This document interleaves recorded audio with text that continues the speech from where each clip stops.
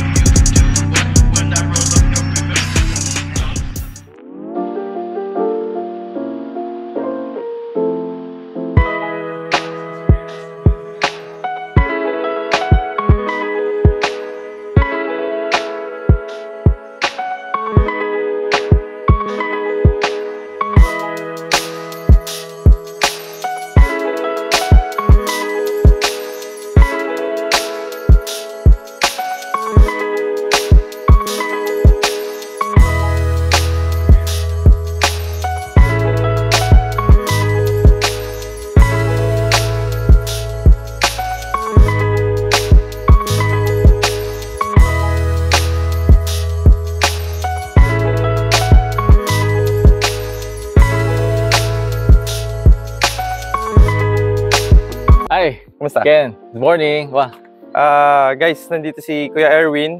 Isa sa mga kuya natin dito sa Minalin actually.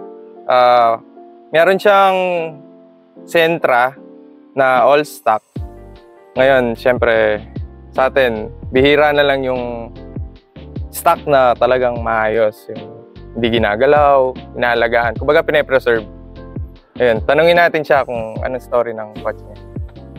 Thank you, Broken. Yeah. Good morning, guys. Yeah, I'm Erwin, no? So, meron ako dito na 1996 na Nissan Sentra Series 3 Super Saloon. So, ito actually owned siya by the family of my wife, no? But since 1996 siya, so due to wear and tear, so nasira na yung sasakyan to the point na almost junk na siya, no? So actually hindi na siya drivable, no? Siguro mga 2010. So hindi na siya drivable, sira na yung mga pang-ilalim niya, yung under chassis parts. Then yung body punong-puno na ng kalawang, no? Until such time na mag-put up ako ng own service center ko ng sasakyan. So siya yung ginawa kong parang project car, no, for Westar Auto Sales and Service Center, no.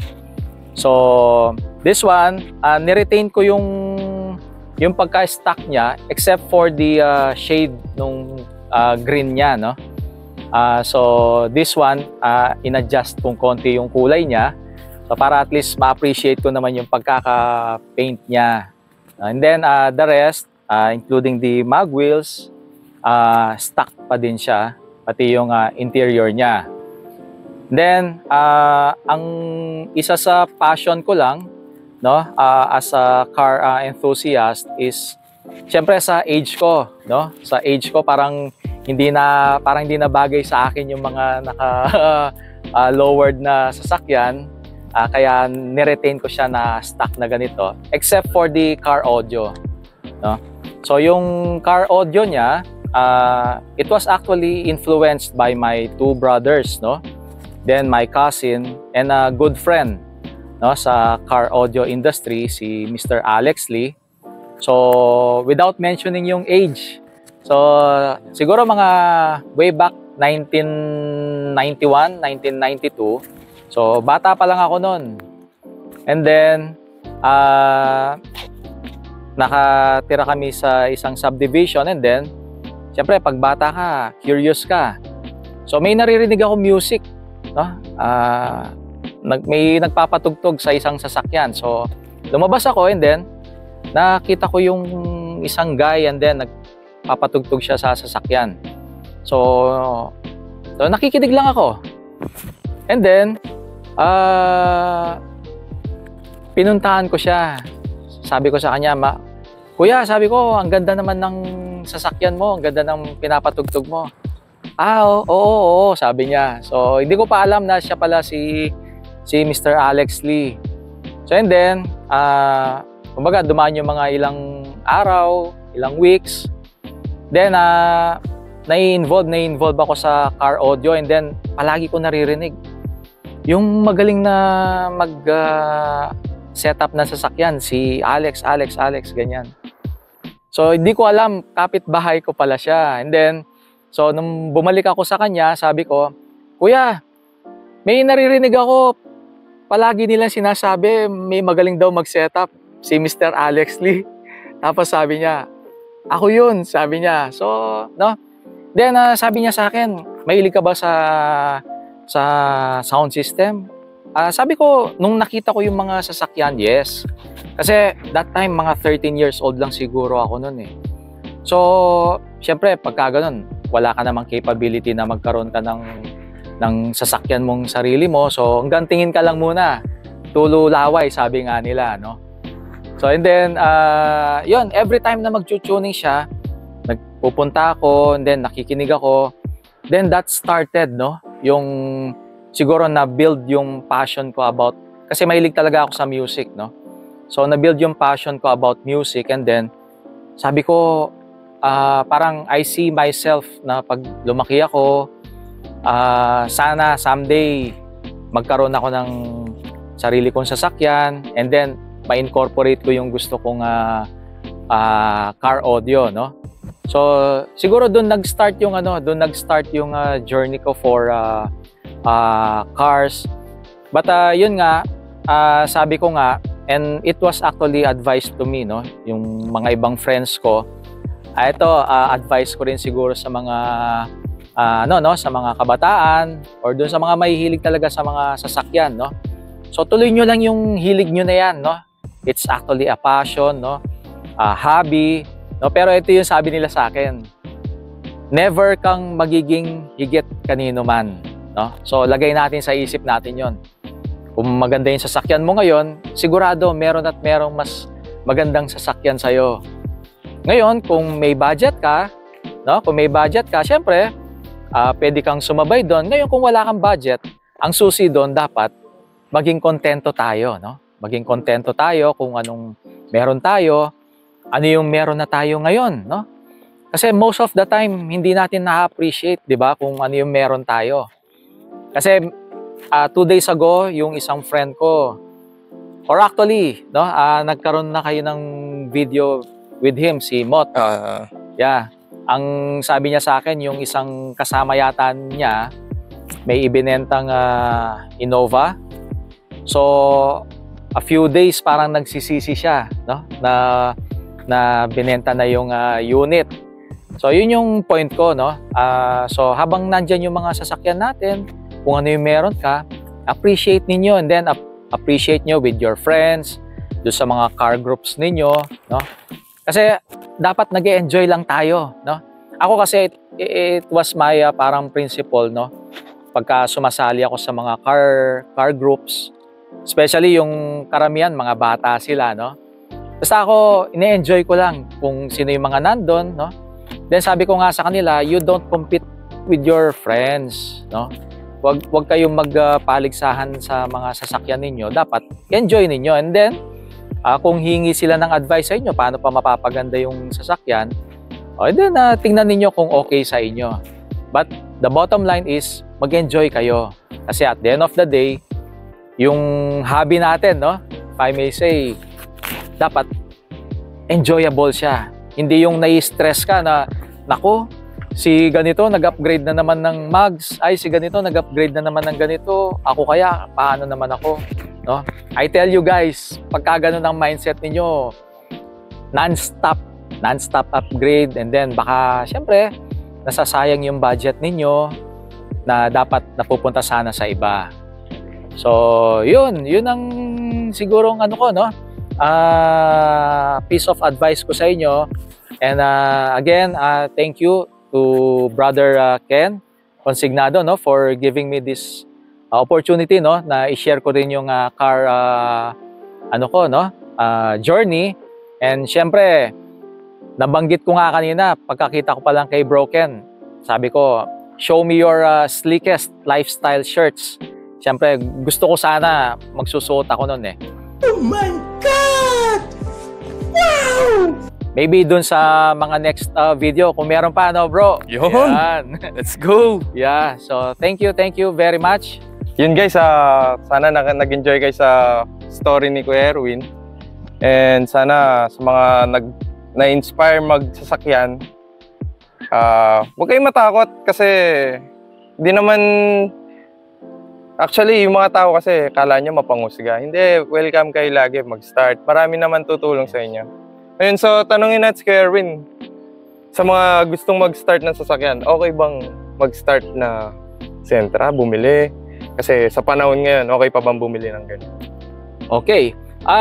Siguro ang advice ko, ito muna, no? May konting kwento pa ako. No?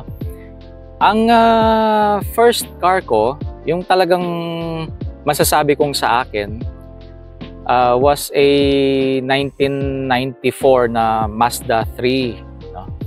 It was actually given by my mom. Pero during that time, nagtatrabaho na ako. No? Oo. Kaya yung mga bata na ano dyan, na may sarili na sasakyan, swerte ninyo. Oo, iba Kasi, nung araw no? Iba nung araw, no? Talagang you have to earn na magkaroon ka ng sasakyan mo during those times. So yun, as in luma siya, no? And but it's a running condition. Pero ako sabi ko nga parang ever since ang naging mindset ko is yun nga, dapat kontento ka kung ano yung meron ka. And masaya ako na meron akong ganun eh. So actually yun yung naging key, no? Naging masaya ako. Although yung mga kaibigan ko, may mga ano na sila noon, may Civic na sila, may Civic na hatchback, 'di ba? During the 90s, ano yun eh, no? So, ang ngayon yun dun sa tinatanong mo, if okay pa ba this one, depende, no? Siyempre, number one, budget-wise. Then number two, ano ka ba? Mahilig ka ba sa sporty look? Oo. Kasi nowadays, dami ng team eh. Dami ng build team. Oo, dami. May, siyempre, yung mga known, mahilig sa mga Honda Civics, no? Kasi parang ngayon, pag mahilig ka sa mga sporty na mga sedan type na Japanese cars, palaging ano dyan, Civic eh, di ba? Hatchback or the Honda sedan. Boys. Oo, mga Honda Boys, sabi nga nila. Then, meron din yung mga Lancers, no? And the other branch, yung mga Corolla, no? But for this one, ang masasabi ko dito kasi for the Sentra, classic siya, no? Especially the Series 3 na Super Saloon. Classic car siya. No? When I say classic, yung ano siya, hindi siya bagay na i-sporty look mo siya. Kasi for this one talagang medyo ano siya, no? Parang more on clean look talaga halos. Clean look siya, yes. Isa yun sa reason kung bakit parang I find it hard na makita ko siya na naka-lowered or ano, no? For this type of setup, no? Kaya until now, stuck pa din siya. Pero kuya, kasi 'di ba, yung mga nasabi mo nga, yung mga Honda more on racing yung mga yan eh. Yes. Tapos yung mga iba pang JDM cars, sineset up nila. So ito Sentra, ano bang pwede natin pagmalaki sa ano? Like, 'di ba, sabi nila yung aircon nito malakas eh. Yung aircon nito, Calsonic, no? Yung aircon ng mga Nissan. So, ayan, ito, medyo may moist pa, no? So, malamig siya, no? For ilang years? 20 plus na. 27 years na sasakyan. So, malamig pa din yung aircon niya. And, yun nga, the rest, stock siya, no?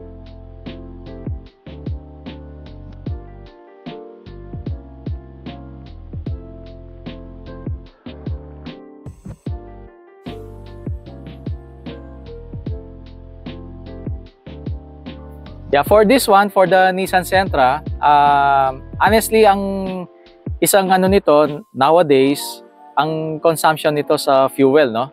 Around 7 to 8 kilometers per liter. Masakit-sakit din, no? Yes, so, although it's a manual, pero kumbaga, during those days, ano na yun, matipid na siya. Yeah, but today, hindi masasabi natin siya na hindi, no? Ganon. Sunday car siya talaga. So, kaya yun ba, nothing special dun sa ano nito dahil wala naman akong modification na ginawa sa engine, wala. Except for the sound system lang talaga, yung audio sound system niya. So, naka-straight siya na Alpine.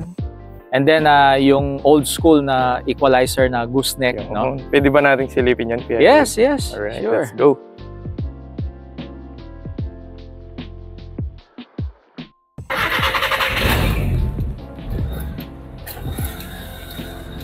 Ayun kuya, ano pala to?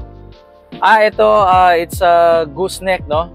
Alpine 339 na electronic graphic equalizer. Oh. So this one, ito sa mga mahilig sa car audio, very nostalgic ito sa kanila, no? Kasi very rare na ito. Madalang na lang kayo makakita nito. So yung mga merong spectrum analyzer, yan ito, yung mga gumagalaw, yan. We call it the spectrum analyzer. Yeah. Medyo wala pa akong background sa ano eh. So Yeah, yung mga may gustong mag-aral o gustong pasukin yung pag-audio. Ayan, si Kuya Erwin ang lapitan niyo. Thank you. Ayan. And then yung sa likod, ito yung ceiling niya original pa din yan. And then yung sa ano lang, dahil tamad ako maglinis ng mga car seat cover kaya pina-leather ko lang siya. Oo. Yeah. Para madali na lang punasan. Yes. Linis sa loob. So then the rest, including the steering wheel, stock, yung meter cluster natin, stock, lahat yan. Ayun nga, Kuya Erwin, pwede ba natin check na talaga yung ano? Nabitin ako, ang ganda sa loob eh. Pero check natin sa likod. Yes.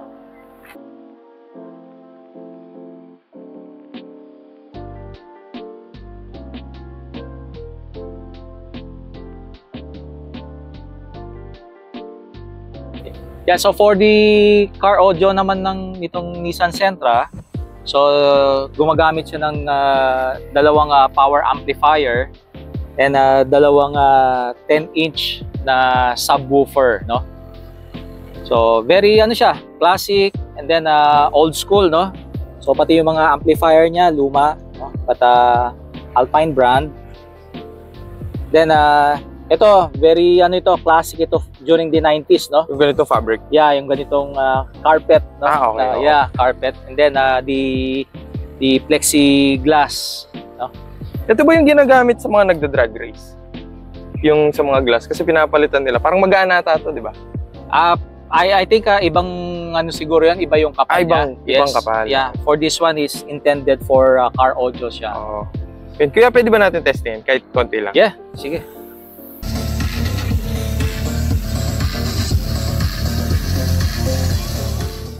And guys, sana nag-enjoy kayo sa kotse ni Kuya Erwin.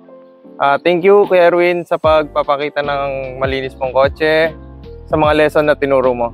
Ayan. Baka may gusto kang i-shoutout o... Okay, thank you din Broken Consignado of Sleekest Lifestyle, no? Thank you very much. And guys, yung paint nito was done by Westar Auto Sales and Service Center, no? It's our business located in Jose Abad Santos Avenue, San Matias, Guagua, Pampanga. So for this paint, ginamitan namin ito ng Chromax, no? Chromax paint. So yun po, sana makita nyo rin yung si Green Hornet. We call it Green Hornet para at least ma-appreciate nyo din po yung paint niya. Thank you guys and God bless everyone. And guys, see you sa next episode. Bye-bye! Bye!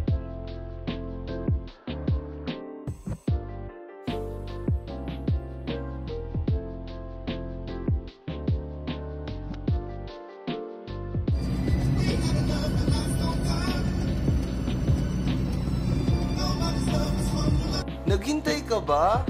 Wala na! It's a prank! Charan!